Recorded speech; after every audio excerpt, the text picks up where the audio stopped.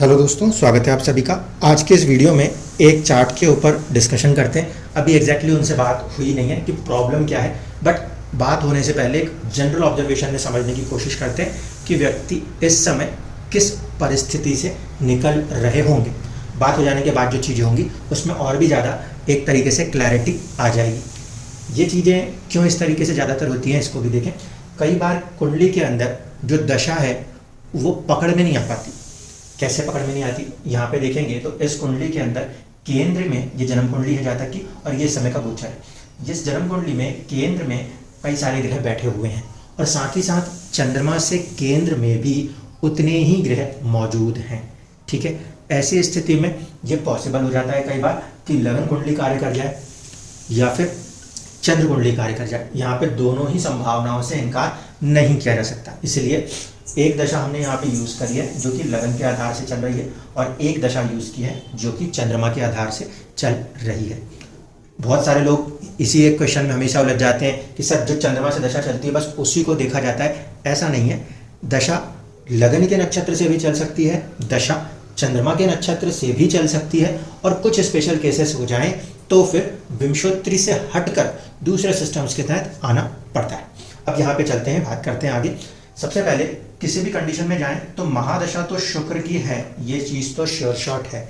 शुक्र इस लगन कुंडली में चौथे भाव पे बैठे हैं जो कि मनोस्थिति का भाव है, घर के अंदर की स्थिति का भाव है, उसको किसी न किसी रूप में प्रभावित करते हुए नजर आएंगे, क्योंकि एक तो छठे भाव के स्वामी है और दूसरा लाभ भाव के स्वामी है।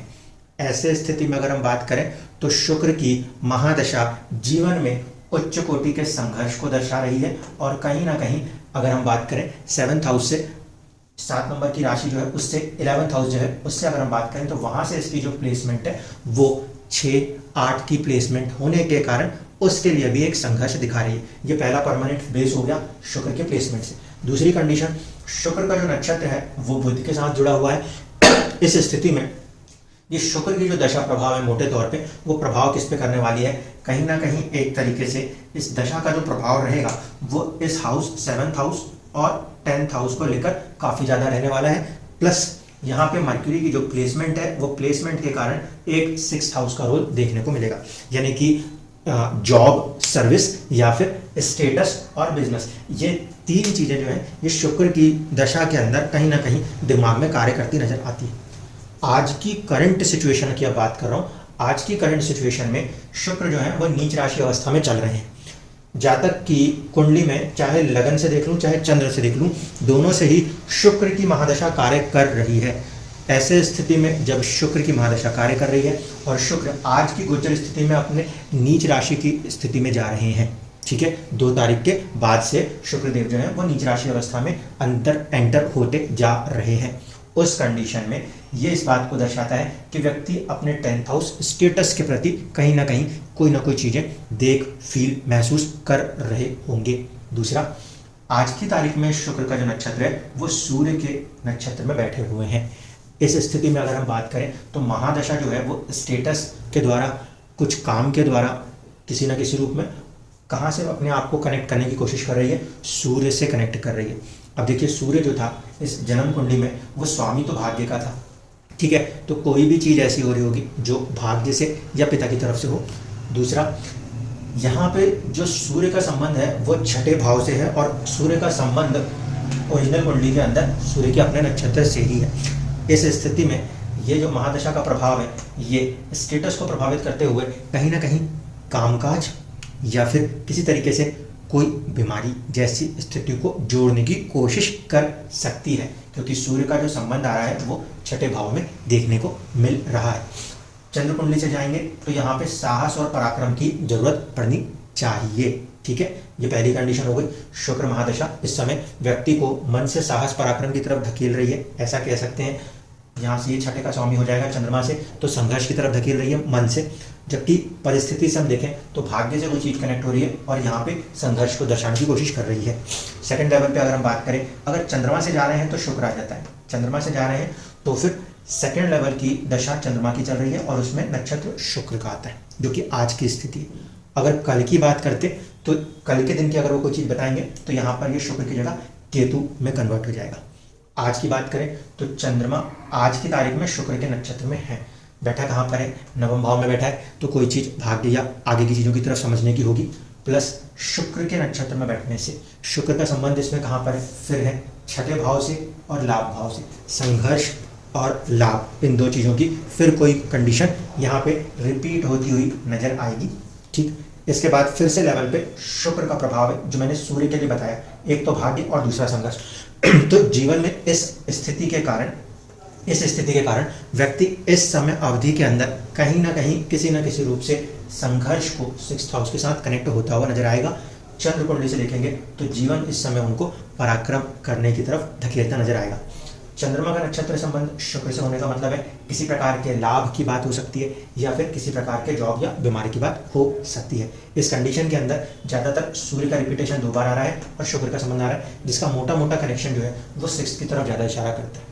अब मान लीजिए अगर ये दशा चल रही होगी तो इस कंडीशन में सबसे पहले महादशा स्वामी और तीसरे लेवल के दशा स्वामी शुक्र वो नीच राशि अवस्था में होने के कारण एक अजीब सी चुनौती दिखाएंगे।